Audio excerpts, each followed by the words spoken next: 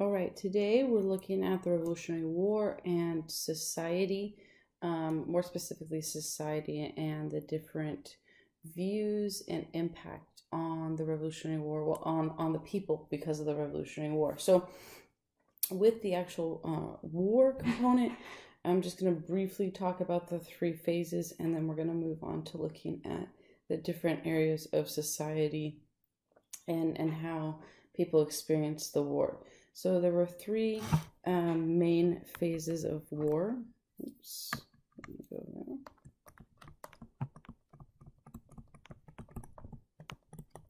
The first was New England.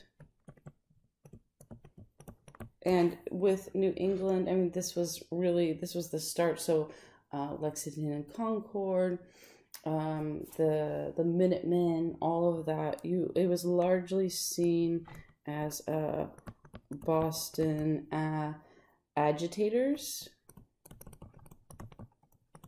All right, so the British didn't take it seriously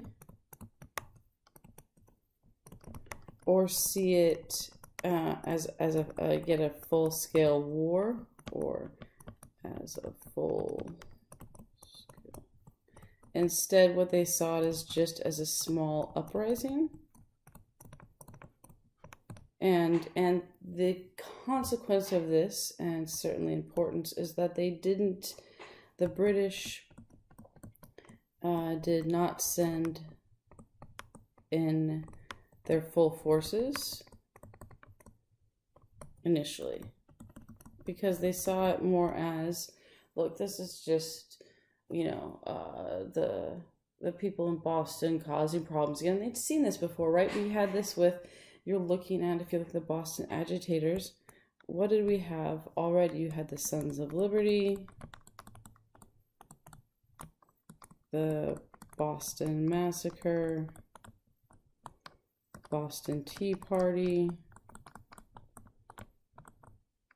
boycotts, right? All the things we talked about before largely were connected to Boston and the near surrounding areas. So they kind of saw this initial phase as just, another one of these lists here. And the reality, of course, is that it wasn't.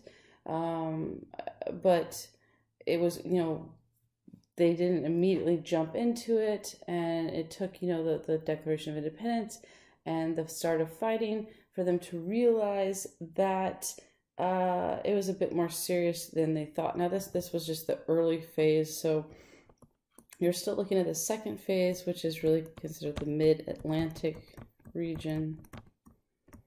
And this period was from 1776 to 1778.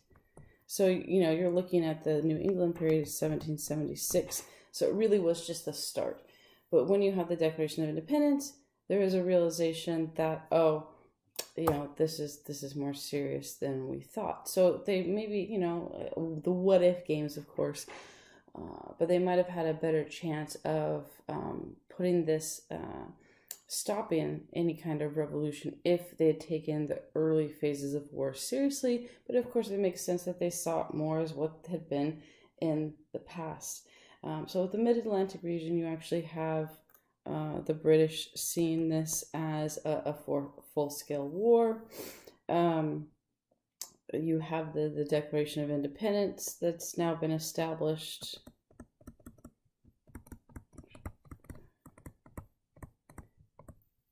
Right, so that shows, more serious. Then you have one of the main British commanders is William Howe, and they sent over 32,000 troops.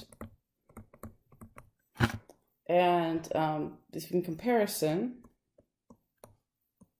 Washington and the Continental Army had, now their numbers varied. Okay, so if we're doing an average, we'll say 19,000. There were periods where it was higher, and there was periods when things were really going badly, that they were down to several thousand. So the Continental Army was not, consistently 19,000, and it certainly had problems. Now with this, it kind of shows the colonists had two types of military. Okay, so one was the Continental Army, and the other was militia. Both had issues, both helped in various ways that were important to the success of the war. The Continental Army struggled in many ways because they were more traditional. So we'll go to here. More traditional warfare. And the problem with this is that they were severely outnumbered by the British, and consequently, we'll say traditional style of fighting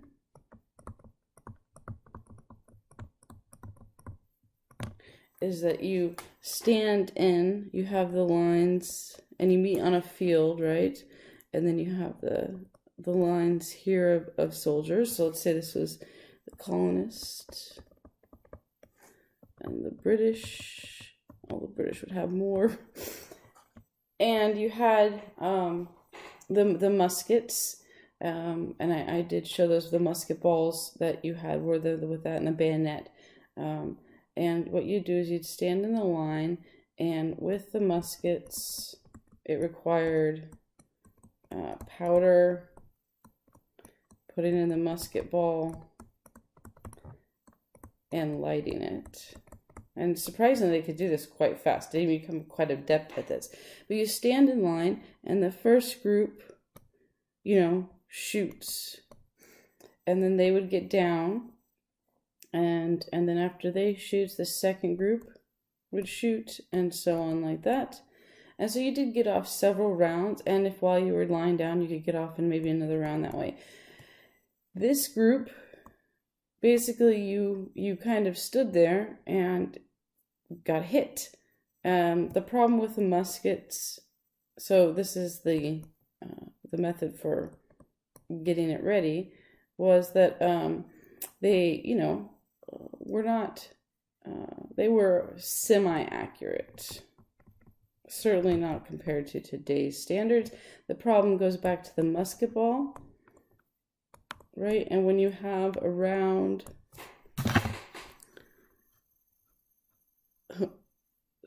black dot apparently, a round circle, the thing is it doesn't just go straight, right? No, instead it kind of, zigzags and hits where it will. You had to be closer. When they developed in the Civil War, the rifle bullet, that's almost like a sniper bullet at that point because of the spin and allowing it to go significantly straighter. So it was kind of like the draw of who got hit, and you're standing there as people are falling. And once you have, so they've now shot, then it's the British's turn to shoot back. And this isn't, I call it the waiting to be shot tactic. And it's not, that's, not exactly how it worked, but in many ways felt like that. And the reality was that the problem with this type of fighting, but this is 2 here, so 3, was that the British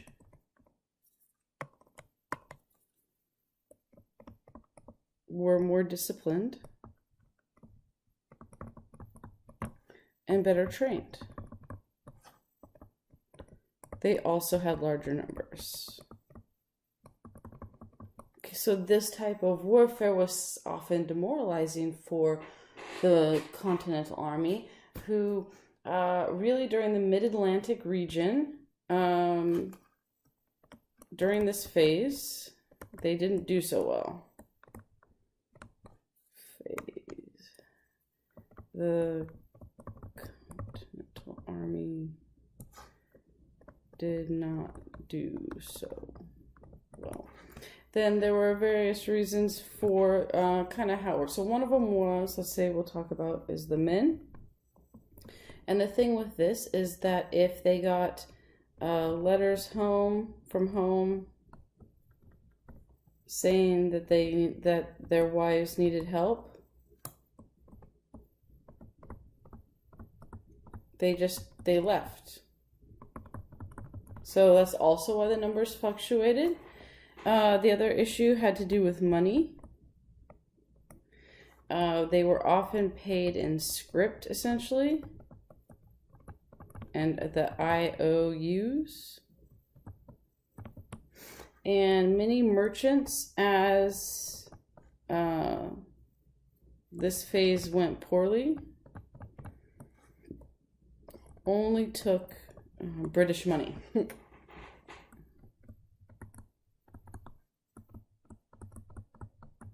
So they were being paid in, money or script. And the idea with it is okay, you'll take this now, and if they won, then the government would be paying them back with interest for those script. So it was a good deal if the colonists won. The problem was during the Mid-Atlantic phase, they weren't winning. It wasn't going well. And consequently, many of the merchants were like, if you lose, we get zero money. And the British pound, at least, was secure and guaranteed to give them money kind of either way. Even if the British lost, they weren't going away. They might go away from from America, but they weren't going away. And so that money would always be worth something. And many British, as they saw things going poorly, or not the British, the merchants refused to take the script anymore, because they really were betting that the government was going to win, the colonists, the Continental Army were going to win. And for a good chunk of the Mid-Atlantic region phase, it didn't look like that was happening. You have in Mount Vernon, and the winter was probably the worst period possible. The men were starving, so that's another one. During the winter period in Mount Vernon,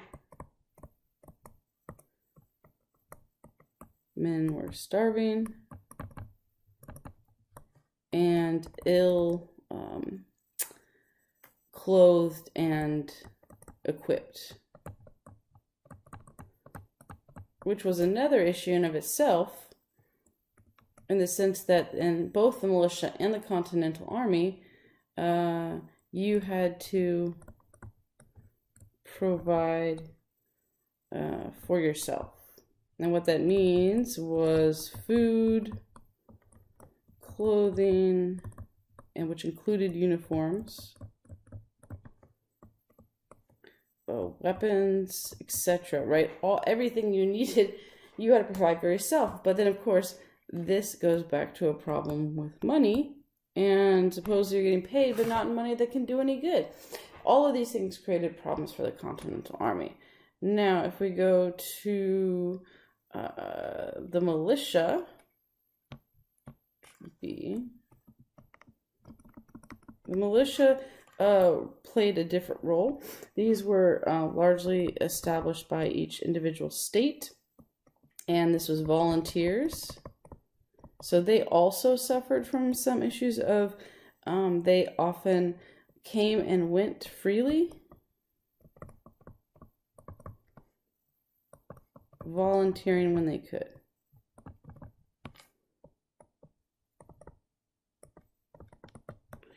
Right?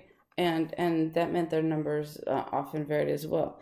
Because these were volunteers and it was at the state level, this was more connected to like the Minutemen, Sons of Liberty, and other things like that. So they certainly were more fervent. This was more radical groups for sure. The thing that they ended up doing is that they ended up practicing more of what would be guerrilla warfare, essentially. And so hit and run tactics. They actually borrowed a lot of several tactics from Native Americans. And then part of this was because of the realization that traditional warfare against the British was a bad idea. Against British is bad idea. They weren't going to be able to compete with them in that way. The militia, because they were also volunteer, were more likely to turn and retreat if things got bad. So they changed their tactics completely and did a lot more of these hit and run tactics. They didn't follow traditional rules of war, which drove the British crazy mad. It was seen by the British as uncivilized.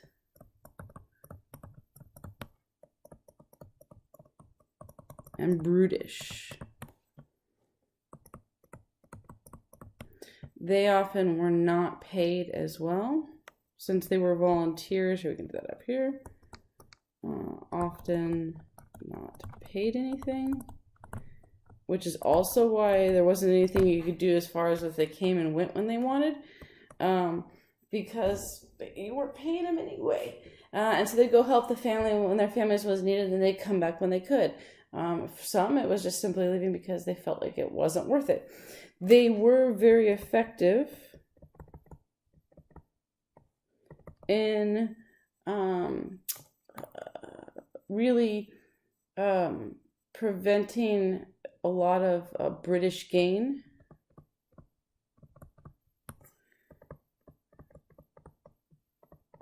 In certain areas, and certainly in demoralizing of just, getting pummeled in some way. So they really were like, it really was important to have both fronts, to have the official Continental Army, but also have the militia that played an important role in that whole process.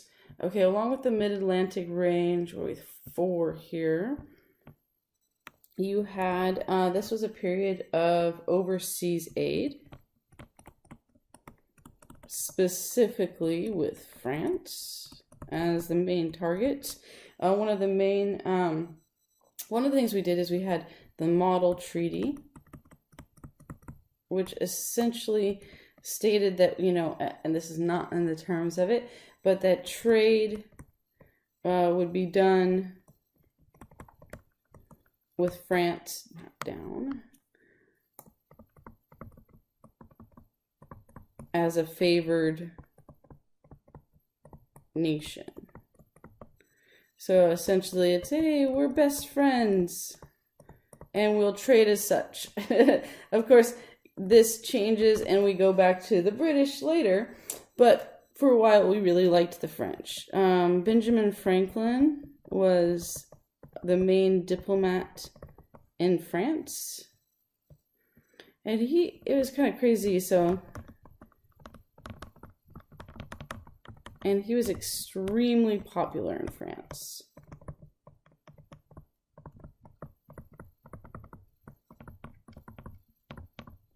He kind of lived it up as far as who had the best deals going on. During the war, I'd say Benjamin Franklin kind of had a really sweet deal. He went to all the parties. He was actively involved with the French elite, and went to all these fancy parties, talking up liberty and the ideals that the revolution. And so why did they? France was. Let's put that here. France was a monarchy. So the question is, right, why support a revolution? Well, part of the reason is that they extremely disliked the British. And as we'd already seen, right, there's long series of wars with the British. And so this was seen as a way to limit and even decrease British power, right? A lot of this was this idea of the balance of power and the European states. So they definitely had a separate political for the monarchy. Now there was a separate part for why is because many in France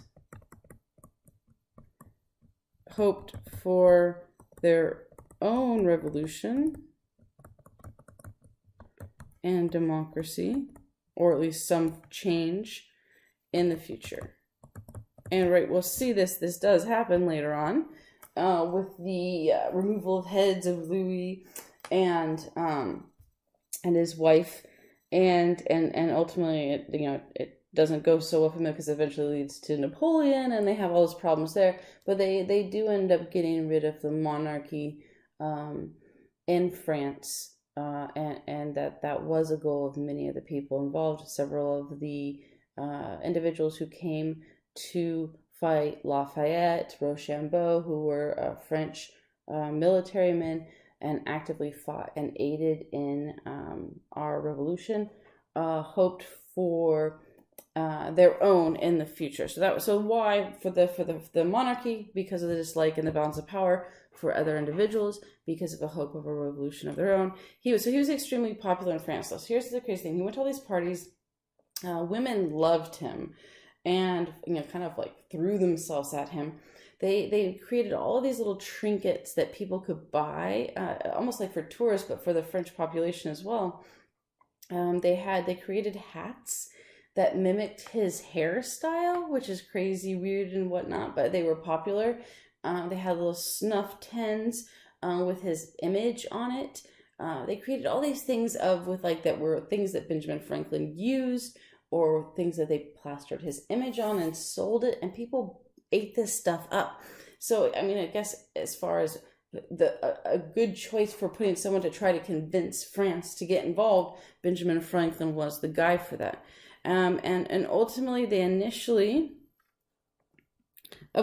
were initially hesitant, because if the British won the war and France helped, right, that could lead to a war between the British and French. And they didn't really want to get involved in that. So initial help was more, there was some supplies and money. You had a few individual military men as, let's say, advisors that also did some fighting and stuff like that. But outside of that, they did not send large help. They didn't send the whole military till the very end. What happens is this mid-Atlantic region, though, let's see, this phase, so the mid-Atlantic phase, eventually convinced them in the end to help by sending forces. And even that was still slow. They show up at the end. Now, the main battle that convinced them was the Battle of Saratoga. Okay, prior to this, the Mid-Atlantic phase was not convincing anyone. It took the Battle of Saratoga as a turning point that suggested we might have a chance to beat the British. And with this being the first real major success and saying, hey, it's actually possible, then they start sending aid. So this is what leads them to send more forces. Benjamin Franklin played a role in this, and certainly his charm, the fact that everyone loved him and whatnot. But they weren't going to just do it because he was popular. They needed more of insurance, or at least a semblance of, oh, okay, this is a bet worth taking versus a losing bet. And like I said, prior to Battle of Saratoga, there's no way. You just had too many losses. You had the Continental Army was in shambles. Even early questions, and we'll see this again with the Articles of Confederation and the early establishment of government. of questions of like who really is in charge, and it doesn't even sure that the colonists know who's in charge really and how this is working. So that's the mid-Atlantic phase. Starts out really poorly. It goes poorly for quite a while. Near the end, they start having some more successes, and this is when we get overseas aid that really plays into it, and they're really pursuing that. And then the last phase, see here, is going to be in the south. And the south phase is certainly more brutal. You saw more of the fighting going on. This was vicious fighting between the militia and the loyalists. And so, like I said, it's almost as if this phase goes till ends with the end of the war in 1781. So basically from 1778 to 1781, you see this phase going on. And it's not exact, like they kind of overlap. But what you do see is with the South, there's a shift to the British look south because they believed the majority of colonists in the South were loyalists. Okay, now for terms, just to clarify with that, make sure since I didn't mention this, you have two. The loyalist, and so the loyalists were those that supported the British. It's colonists to be clear. The loyalists were those who were loyal to Britain, supported the British. The patriots were the colonists who supported revolution. All right, so this is going to be an issue, and we're going to look at this even as a divide within how colonists experienced the war. And you know, this was true in the sense that there were more loyalists in the South because the South did follow more of a conservative structure. The problem is that the loyalists didn't always speak out. So we'll do problems here. Problems with this, what the British decided to do is that the loyalists were often scared to speak up because, and I don't want to get too much into it because we're going to look at it more later, but the thing is that they definitely were targeted by patriots. They could lose their wealth and homes. They could be killed not in battle, right? So they weren't fighting, but still could be citizens essentially, or civilians. They weren't actually like in a battle, and they weren't part of the military, and they still could be killed in that stuff. So they were afraid to be speak up. The other problem is that it's not like the British. They couldn't tell by looking who was a loyalist and who was a patriot. And so that certainly created problems. It allowed for spies and certainly conflict over who to talk to, who to trust in that sense. This is as I mentioned, this was much harsher fighting, a harsher period of fighting, in part probably because you're getting closer to the end, but you definitely had militia versus loyalist. That was street to street fighting going on in vicious battles. You also had more what we'd say civilian impact because of the war. And again, we're going to look at this in more detail later, but this included with food shortage, violence outside of battles. Women certainly experienced this differently during this period. Here you ended up having the French come in. You actually had French involvement now in the war, which was a significant boon to the naval battles and tactics. And ultimately, this is where the troops surrendered when Cornwallis ends up surrendering. This is the end of war with surrender, with grid tactics that kind of basically blocked Cornwallis into a corner. Surrender of British. Okay, so short, but I don't want to get the kind of key points that were going on. We're going to look at a few of those more with society. So the second part then is society, culture of war. All right, and one of the first ones I want to look at is women and their role within the war. So women played a huge part during the war as civilians and how they experienced things. One of the ways that they helped out was with fundraisers. And this had been kind of a traditional way that women had been involved in other parts. But they did that. One of the ways was money.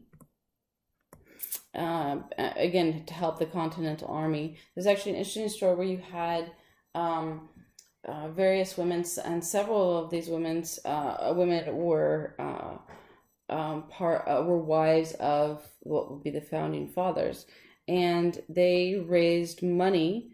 That at one point it was like the $2 that they could give to $2 to each soldier in the Continental Army, and they sent a letter to Washington saying, "We've raised this money. We want it to go to the men, and we want to make sure that each man gets money, because again, the problems with the Continental Army, they had to pay and fund everything." And Washington wrote back and said, "No, I don't want them spending that money on drink and alcohol. If you're going to send us money, it needs to go to us, the general fund that we can use as we see fit." And what's crazy is the women actually refused, and instead ended up taking that money and buying food and using it to buy various things so they could make sweaters and socks, and sent that instead. So because they felt like they had raised the money, they had a right to say how it was used, and Washington disagreed, and they ended up doing so, when they're refusing to give them money. But there were other people that still gave money. The other things, as I mentioned, was both fundraisers, was that they raised food to send to the troops, and then they also made clothing to the troops, largely sweaters and socks, but sometimes blankets and other goods. All of which was essentially extremely important, because the Continental Army didn't have that support service building that the military does today. The men were responsible for those things, and the fact that they were getting paid in script that wasn't being accepted, meaning they were in dire need of this. So fundraisers weren't some, not super helpful kind of thing that they did. It was very helpful and very important. The next one was camp followers. And as it states, these were women that followed the camps. Most of the women who ended up being camp followers were poor women, wealthier women who could have, that couldn't support themselves without their husband. Right, and this was a problem, considering that the men in the Continental Army weren't getting paid really any money that they could send home. So the wealthier women did not tend to be camp followers, because they could survive and live at home with their husband away. But the poor women ended up often, sometimes with children, the families would come and they would go follow the camp with their husband. George Washington did not like this. But they played in a vital role. One, we'll say vital, even though George Washington often complained about them, because it did slow things down sometimes and made it, for clunkier movements. But they played an incredibly vital role. They cooked and provided food for the men. They mended clothes. It helped keep men from deserting, leaving the army, right? Because if their wife was with them there and their family was with them there, they weren't going to leave. Like, as I mentioned, many of the men had to go because they got to think, saying, like, the farm is in disarray, we're starving, we need you at home. And that was seen as a priority. And so by their wives being there, they didn't get those letters in that sense. They were on the go, like when in cases of needing nurses, it wasn't official. Say not official, just like it's the Civil War that women become officially nurses, but they did provide nursing. They also helped keep things clean and prevent some diseases. And some women stepped up to fight and take over husband's position if he was killed during a battle. So they did a ton of things, and there's several cases of women fighting during this period. So let's see, we'll do C here. Fighting. Several women fought during the Revolutionary War. One of the ways was as camp followers, as I mentioned. This was more of opportunity, and we already kind of had this one here, right? Took over fallen husband's job for a single battle. There's one case of a woman, her husband had taught her, he was on a cannon and he had shown her how to do it, and he ended up getting shot at the beginning of the battle. She stepped in and continued firing for the rest of the battle, which was extremely important to helping them. There was another case of a woman who, Molly Pitcher was her name, she ends up getting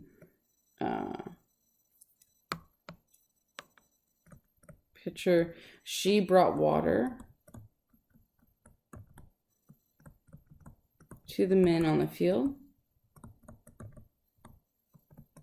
so they could keep fighting. And many of the women who just, sporadically ended up taking up the fight for a fallen. Then the other type of fighting was that women who disguised, who dressed as men and enlisted. And there's the most well-known was Deborah Sampson.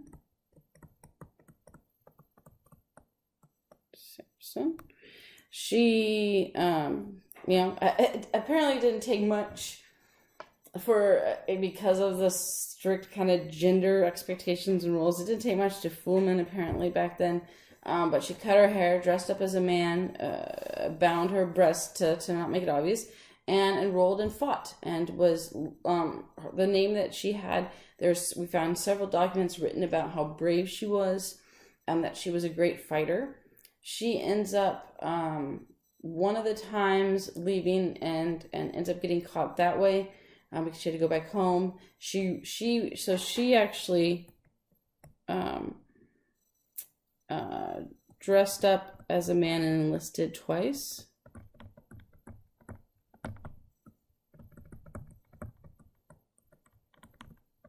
The second time she was discovered because of an injury.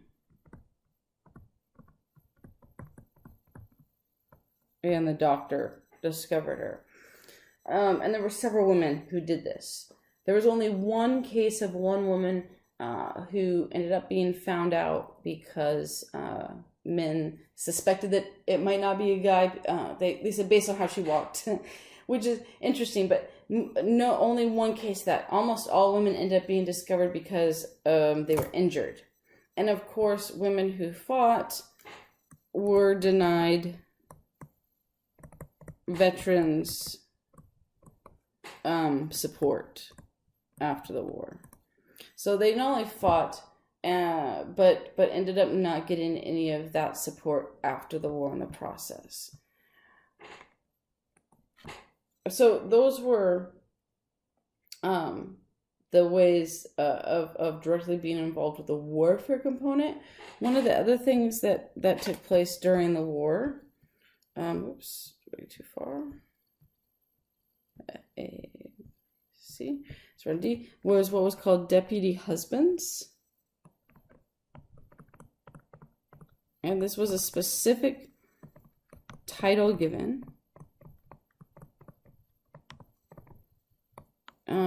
And what it was is that when their husband went away to war, women were given the title of deputy husband to run the farm or business in place of their husband. And okay, so the question, why the title? Why was that necessary?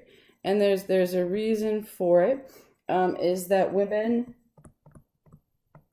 were not allowed to run and own businesses in this sense, right? And so if married,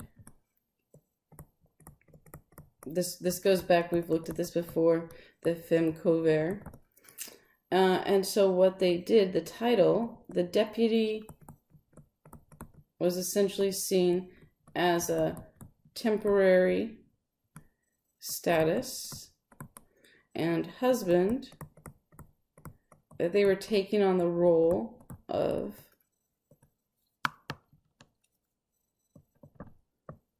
male head of house. So the idea was, and it is important, it was temporary, but the role head of house. And this was seen as the way to get around those femme couvert laws and the process. And what women did with this is that they were responsible for managing the farm and business, which, included purchasing, selling stuff, harvesting, paying employees, anything that was part of the business, they did. And it's crazy, we have these letters. One of the consequences of this, for some wrote and said, this is awful, I need you to come home. And it kind of depended on where they lived, and there were shortages of food. There were also price hikes that made things difficult, or just devastation from battles. But one of the other consequences is that many of these letters we found between husband and wife is that you see the evolution of how women viewed their role in the marriage. All right, so let's make this all the way up easier. With the first part, early letters tended to have your farm, your business. And when they would describe to their husband what's going on, it's your farm, your business. Also, early letters from husbands tended to write long and detailed descriptions.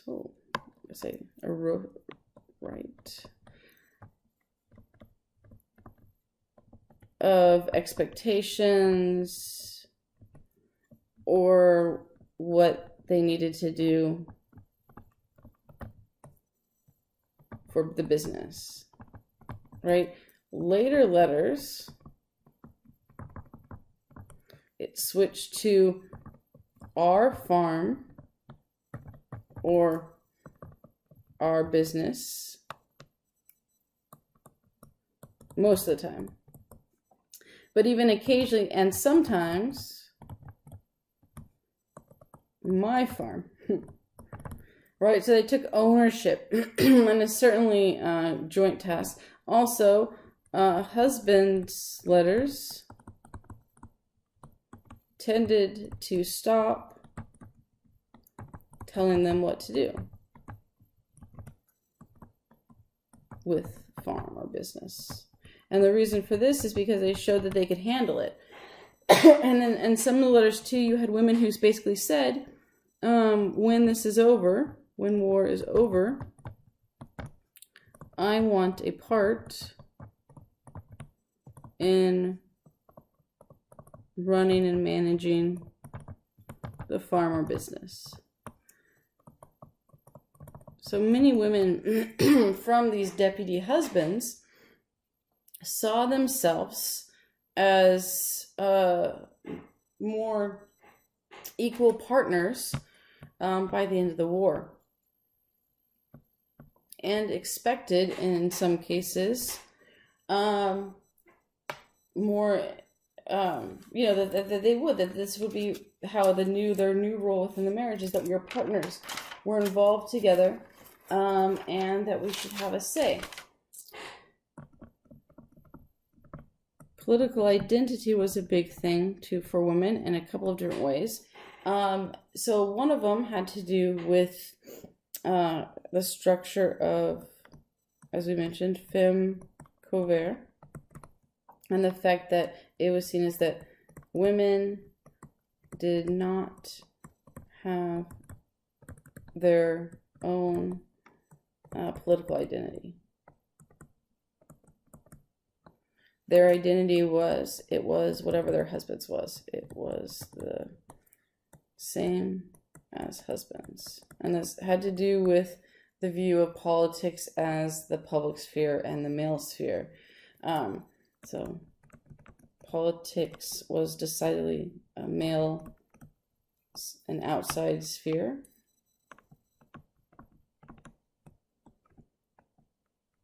And so there was no place for women.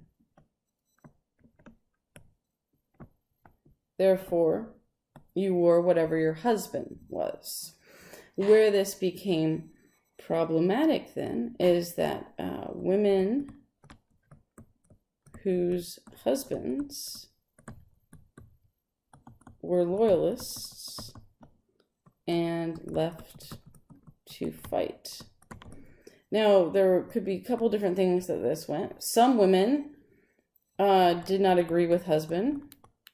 Oops. But even if they believe themselves to be patriots,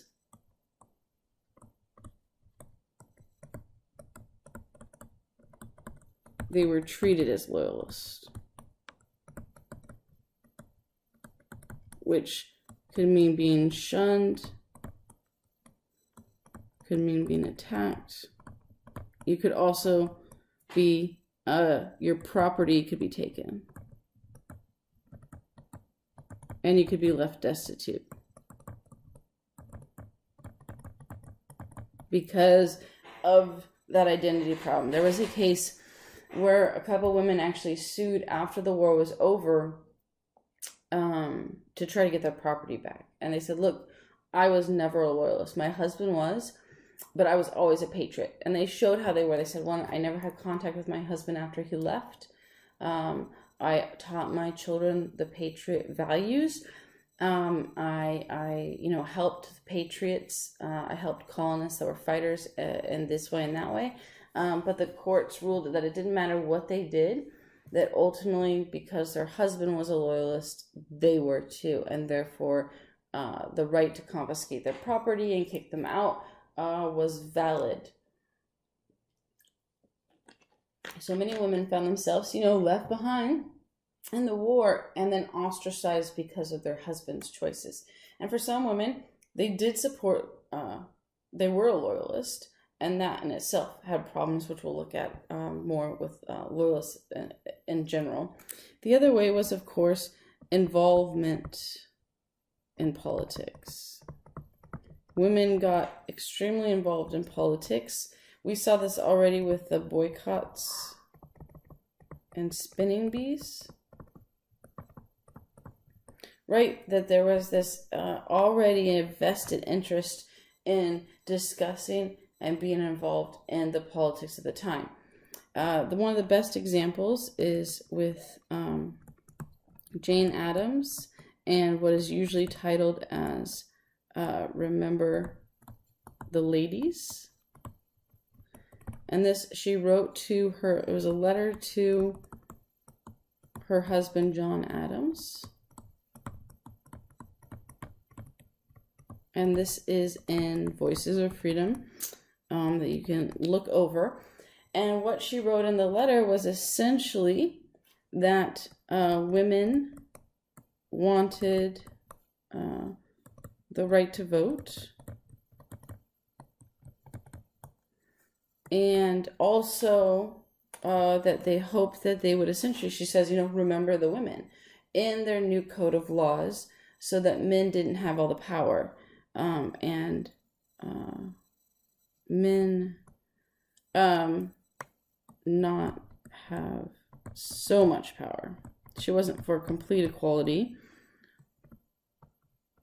but certainly the right to vote. And the right to vote was the idea that it gave women the power to make sure that they weren't abused by their husbands. But she specifically talked about, in this new code of laws, please include us in this process.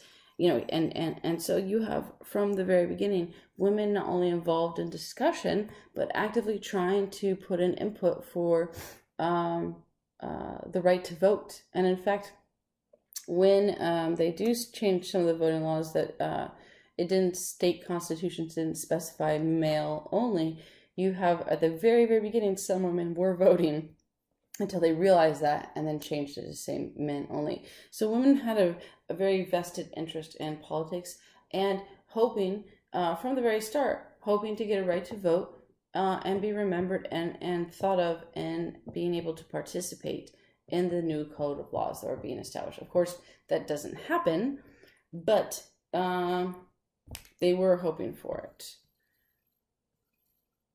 One of the other ways that they're involved, which actually should have probably been more with fighting, was as spies.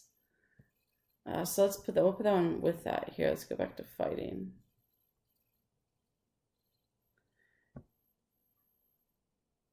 We'll put 4 over here. One of the other ways that women took part in that is as spies. And it worked well because women were not often suspected.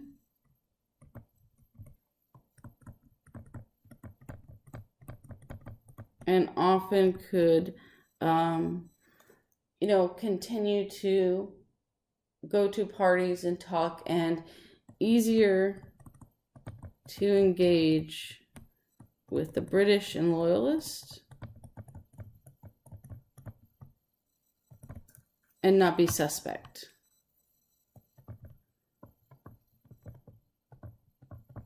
And they were an important part in passing important information, of tactics, of decisions, and all of that. So they played a very important role as spies. There's some pretty crazy stuff as far as spy tactics that were developed during the Revolutionary War. I think one of the most interesting ones was writing secret messages on hard-boiled eggs. And you would take with a hard-boiled egg and with, I think it was with ammonia, not 100% positive, but then you would write a quick note on that and then pass the eggs, and when they were peeled, it would turn where you wrote the letters brown in the process. So women also had to deal with, after the war, or actually, sorry, during the war, conditions, and violence. Okay, so with that, especially in the South, again, it depended on the area. You often had a lack of food that women had to deal with for protecting their children, inflation, and prices. One of the things that they did is that when merchants took advantage and increased prices too far. So what I mean by too far is that there was normal inflation, and then there was merchants taking advantage of the process. There were cases where women grouped together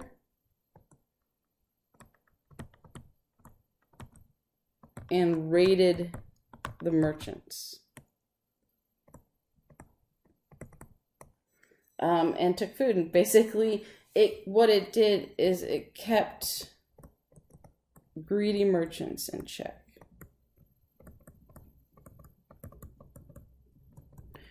So they had to deal with lack of food, inflation. They had to deal with actual violence and warfare. Sometimes, depending on location, your home was not necessarily directly in the way, but potentially in the way for stray bullets.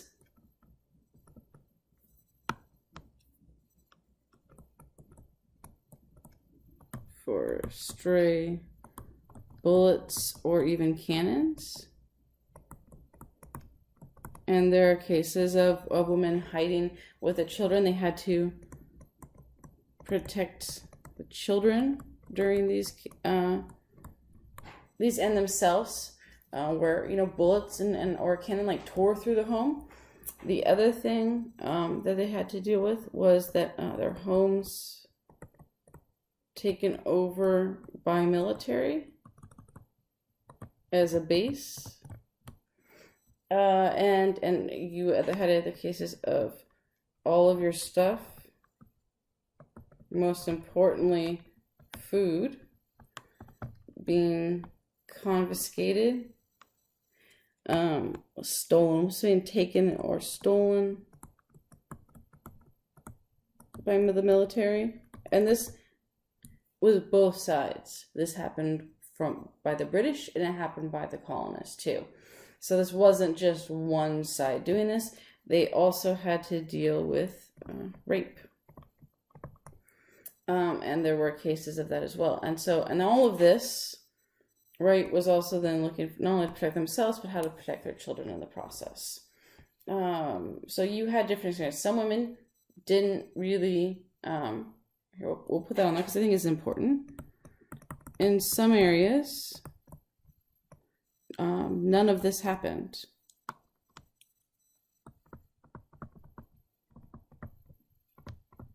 Right? They were far enough away from battles, or further enough in friendly territory, or deep enough in friendly territory. And that's whether if it was a loyalist or a patriot, they were so far into that territory that the battles weren't there in the process, right? The South tended to have to deal more with these things because that's where the more vicious warfare took place in the process. And then the last thing I want to look at for women was after the war. There was one major change that really took place, which was called Republican motherhood. And this was a new role for women after the war. And actually, I guess we should say, let's come back to Republican motherhood. Sorry about that. I want to look at first, of course, one of the things that changes is that women do not experience the ideals of liberty and freedom that were expressed during the revolution. In many ways, right? In many ways, things stay the same.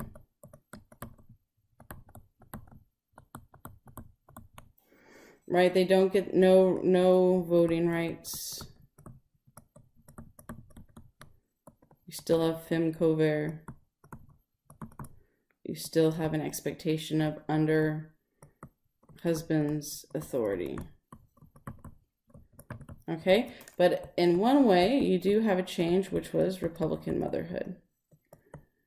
And this developed based on the ideology of founding a new nation.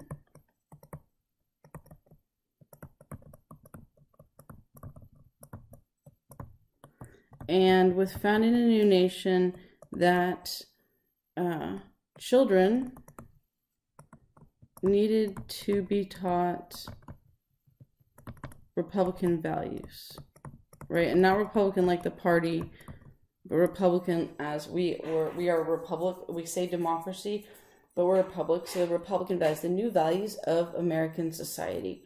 And where they saw this being fall into was the mother, right? Then the traditional role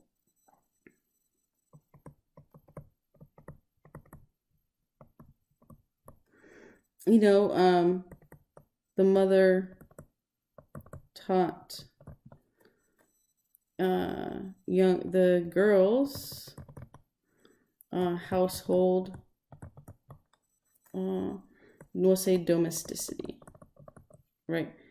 Cooking, cleaning, weaving, etc. And that was kind of the main thing, and maybe being a midwife if they were one. But this was the main thing. So the new idea was that women would educate both boys and girls, sons and daughters,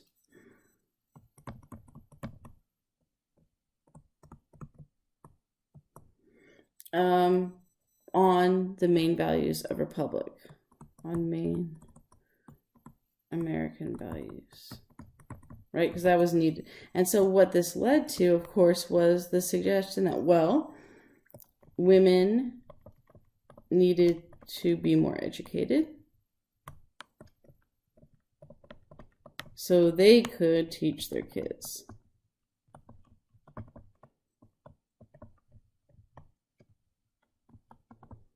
So this directly led to more women, girls, going to school longer and it being encouraged. The other thing that this did is it leads to eventually women as school teachers. Because the step is pretty easy, right, because any job for a woman has to connect back to the domestic sphere. Any job outside of the home women get has to be connected to domestic sphere. So one of the ways that you see that, right, if you have domestic sphere, the household, right?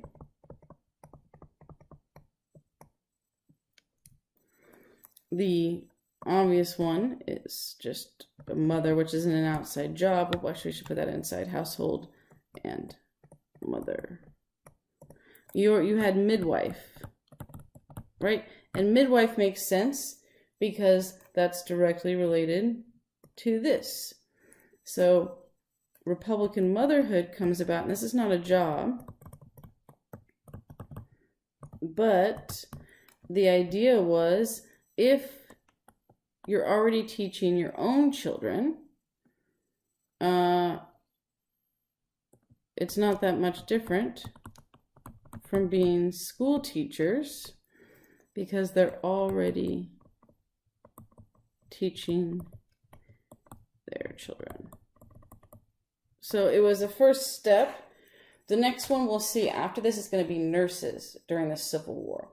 These are really the only two outside jobs now, is school teacher and midwife for women. We'll see, like I said here, if we put a new one, it'll be nurses, which is during the Civil War. So this comes later, and again is connected to caring for family, right? And you can see nurses is connected to midwife. So, and you'll see throughout U.S. history, every time women get another job that's seen as acceptable to do outside of the home, it has to get connected back to this domestic sphere.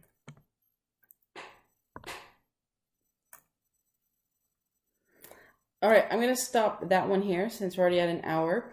And what I'm going to do is then the next one, we're going to look at the rest of society and go from there as far as the transition to founding a nation.